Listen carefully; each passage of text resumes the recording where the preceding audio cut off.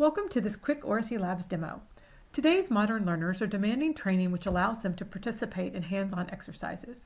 Research shows that students retain 5% of what they learn by hearing a lecture, but can retain as much as 75% of the knowledge they gain from hands-on learning.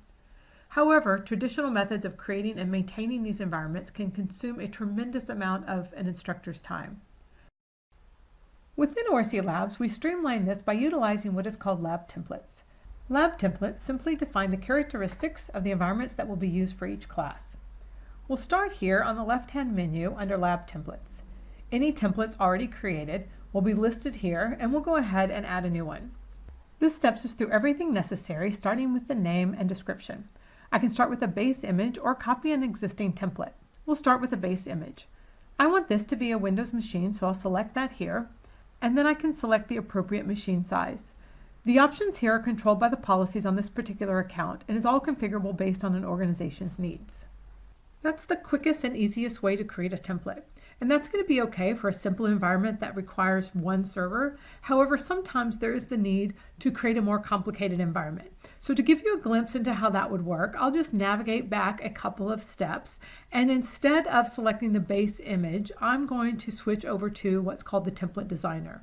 Here I can define the specific resources to be included in the template by dragging and dropping from the resources over here on the left. So for example, maybe I want a couple of servers. So I'll drag the two servers over.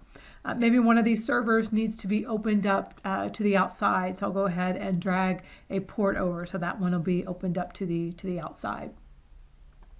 Once this template is designed with the appropriate resources here, I can select each of these resources and provide additional details over here on the right. So this is where I would do things similar to what we did before, and I would select size of the machine and operating system.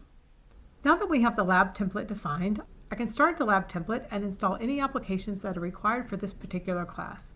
I won't go through an entire installation, but when the machine is ready, I can access the machine through the browser and do any additional setup. Now, as an instructor, I was able to do all of this without requiring any additional resources from my IT department. Once I'm done with any necessary installations, this template is available to use for future classes. Now that you've seen how lab templates are created, let's take a look at how we can use that lab template to create and deliver a training class. You'll notice there's already a few classes out there, but we'll go ahead and create a new one. I'll simply give this class a name and can give it a description as well. Here is where I will define additional information for this class. So I'll go ahead and add myself as an instructor, and then I can provide start and end dates for this class. You notice we can also provide class hours as well. We'll make this a virtual class, and since this is a virtual class, I can provide online meeting information so that it is easily accessible by students. Once we have the basic logistics for the class defined, I can now define the environment that will be used for the hands-on labs. Within ORC Labs, to define the environment, I point to a previously defined lab template similar to what we created earlier. Remember, that's what defines the environment configuration that will be used for the class.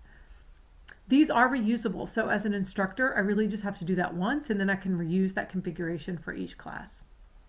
Depending on the type of class, there are different types of environments. I want everyone to have their own machine, and I want instructor and students' machines to match, so I'm going to select instructor and student.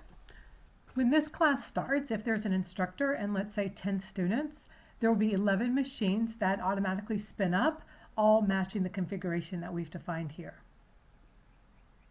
We do need to enroll students in the class, so in the interest of time, I'll go ahead and add just one student.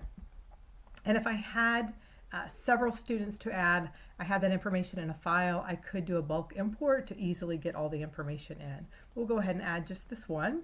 You will notice as students are added to the class, each student will automatically be given a key. So you'll see the key here. Since each student is not going to be defined as a user within ORC Labs, they'll need a way to authenticate when they access the class. If I have additional files that need to be pushed out to the student machines, I have this capability here called libraries. You'll notice there's an area over here to the left, libraries. That's where I can create libraries and actually add files to a library. So I've got a library out there already, which has got some exercise files in it that the students are going to need for this class. So I'll go ahead and add that library to this class, And those files that are within that library will be deployed to each of the students' machines.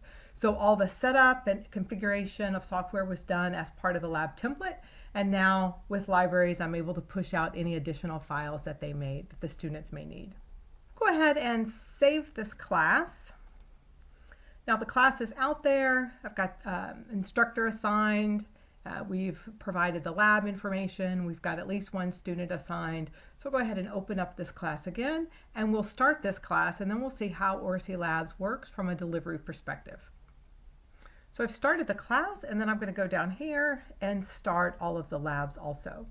Now this is going to start, in this particular case, lab for the instructor as well as a lab for our student. If there were several students enrolled in this class, it would go out and automatically spin up a lab for each of those students. So you'll see those are starting here. Now that the machines are running, if I go up to the top, you'll see I have also a tab called My Labs. And as the instructor, this is where I'll find the machine that was created for me. So we can full screen this, and now within this browser, I am interacting with this machine just as if everything was installed locally. The class files that I mentioned earlier that were pushed to all the machines, those are found here under this folder called Class Files. The students will receive an email giving them all the information for the class. You remember that key that was assigned to each student earlier, that's here. So it'll provide all the credentials that they need, or they can simply click this Join Class button.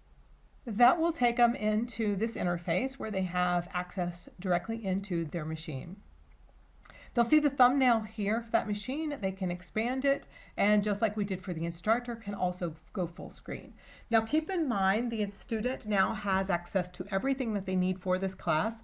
There was zero configuration or install to be done by the students, really no setup at all was required, and now everything that they need for this class is accessible via a browser. As the instructor, I probably want to keep an eye on what the students are doing within those labs. So back in the instructor interface, once those students are accessing those machines, I'll be able to see what they are doing. I'll be able to provide any assistance that they may need. Now, of course, this class, we've only assigned one student, but in the event that I had several students, I would also be able to see each of their machines. This is an example of a class with several students. So you'll notice I have access to view each of their machines here. I can scroll through. This gives me an idea of who's working on exercises, who's not working on exercises. I can probably see who is stuck and might need some additional assistance. One of the most important things as an instructor when students are working on exercises is to be able to walk around the classroom, provide assistance. So this gives me that over-the-shoulder view for a virtual class that I would need to be able to provide that assistance. If I need to take a closer look into a particular machine, I can navigate to that machine and use the double arrows here, and that will open up the machine so that I can get a closer look. Now I have a closer look into Charles's machine, and I can provide additional assistance as needed. If I need to get access into his machine and actually put my hands on the machine, I can use this lock icon over here on the top left. That will unlock the machine, and now I have full access. So I can go in, edit his exercise, explain things a little more. Sometimes it's just necessary to get students over a particular spot. The ability to see into students' machines and even take control of those machines is critical for virtual classes, and with Oracy Labs, we're able to do that quite easily. Once I am finished with the machine, I can just use the lock icon again, and that'll give control back to Charles. There is a configurable activity monitor which will automatically pause the labs if a student has to step away for a long period of time.